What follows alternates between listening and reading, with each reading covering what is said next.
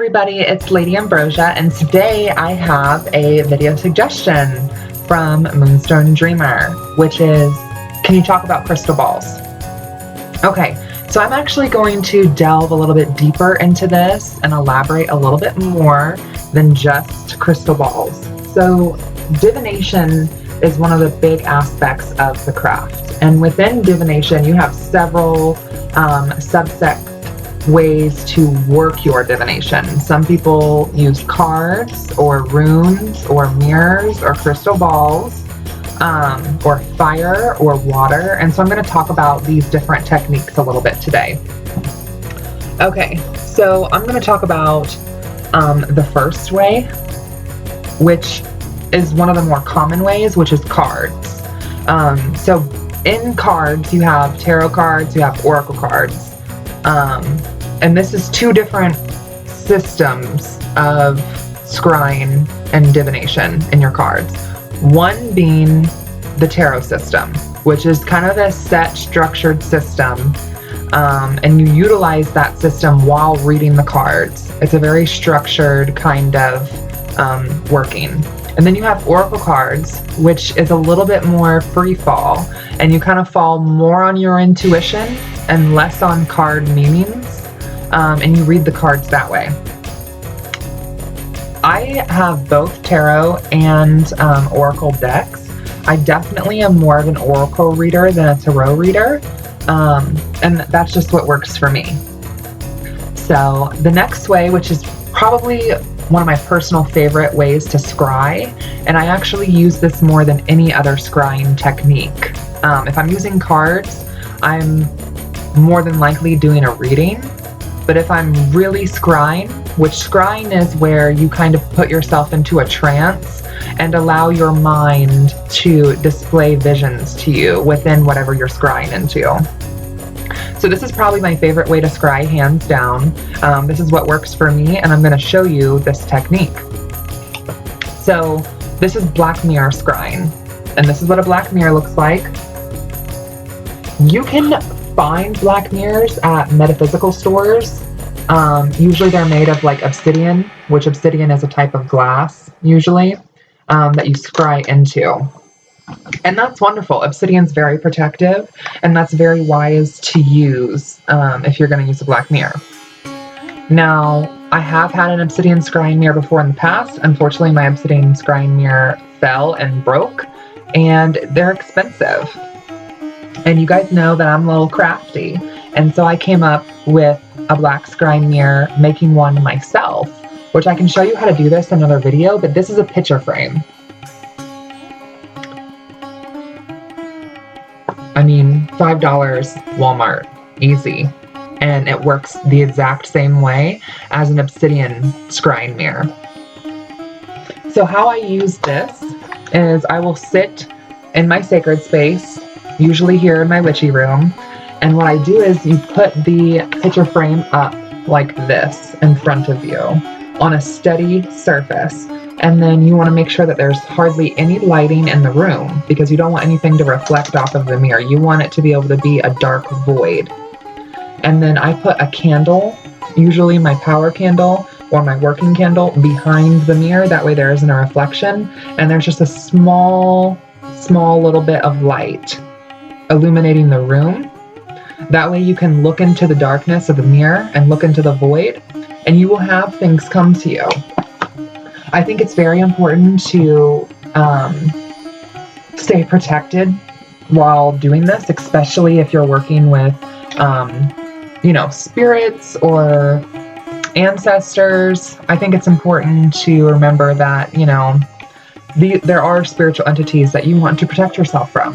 And black mirror scrying can open you up and make you more vulnerable in a sense. So I think it's important to, make sure that you, cleanse your space and kind of set the mood. If that means casting a circle, if that means calling the quarters, doing what makes you feel safe and protected and comfortable.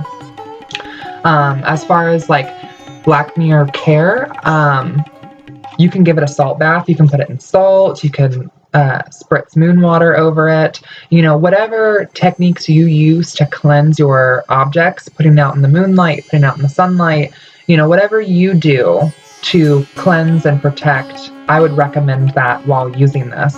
But this is an amazing, amazing scrying technique. Similar to how, like, if you're in a desert, your mind will see mirages and it will show you things and kind of play tricks on you a little bit. That's how this black mirror works. It's triggering your brain to go into like a daydream-like state. So if you have an intention and you have a focus, something in mind, you can gaze into this and work on prophesizing the outcome of what you're staring into the mirror for. So this is wonderful.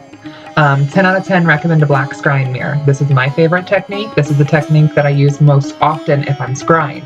Now, another technique is a crystal ball, which you have several different alternatives to crystal balls. One being that, a lot of times crystal balls are made of quartz, so you have clear quartz or smoky quartz. Personally, I prefer crystal balls to be quartz, and I prefer them to have a bunch of imperfections, because if they're super clear, it's kind of hard for me to get into a trance-like mode because I see straight through it. That's just me. I know that there's other mystics and witches out there who prefer the clear quartz, but as far as for me, I definitely prefer the crystal balls with more of the imperfections. And then you also have, like, you can find amethyst, serpentine, obsidian, rose quartz. You can find all different kinds of crystal balls, but I definitely prefer just quartz or smoky quartz as far as that goes for me. And the same kind of deal with the crystal ball. What you want to do is you want to make sure that you're, staying protected, and you want to utilize your cleansing and your protection magics while doing this, because any kind of scrying can put you in more of a vulnerable state, and you want to make sure that you're being safe to not pussyfoot around the topic. Another really common way to scry is in water. So you get a dark bowl, and you could just take a plain old plastic bowl and just paint it black or dark blue or purple, but you want to get a bowl that's like of a dark color.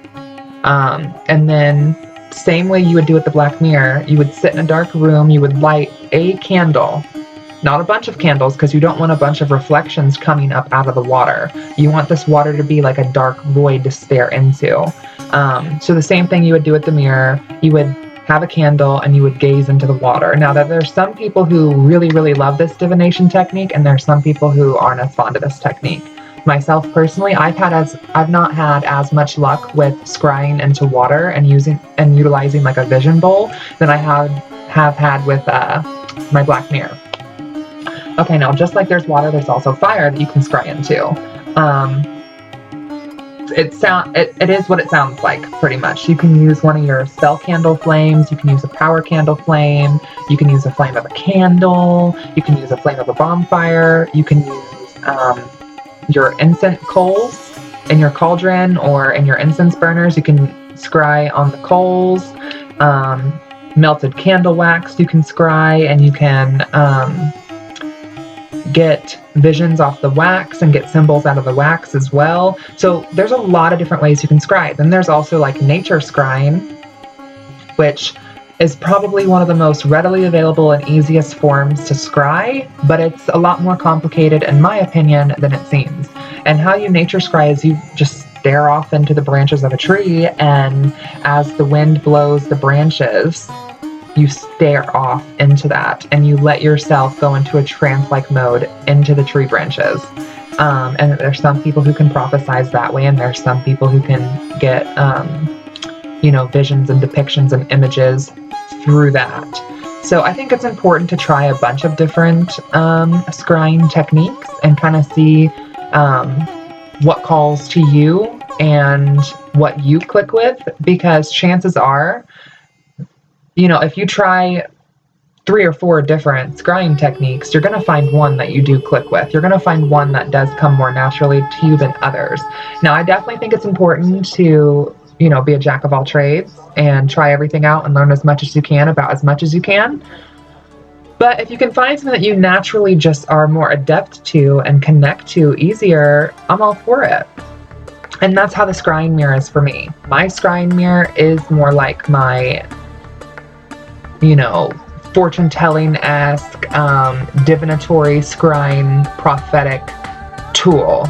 And I love it. So if you guys want to see how to make that, it's really, really simple, and I can probably put that in another video just because I don't want my videos to be like hours and hours long. So hopefully that information kind of shed some light on any questions you may have had about scrying. And thank you, Moonstone Dreamer, so much for the video suggestion. And I encourage all of you, if you have any video topics that you would like me to talk about, that I can talk about via my own opinions, beliefs, and experiences, don't be shy to drop that below in the comments, because I will totally get back with you if you drop a video topic suggestion. So thank you guys so much for tuning in, and many blessings.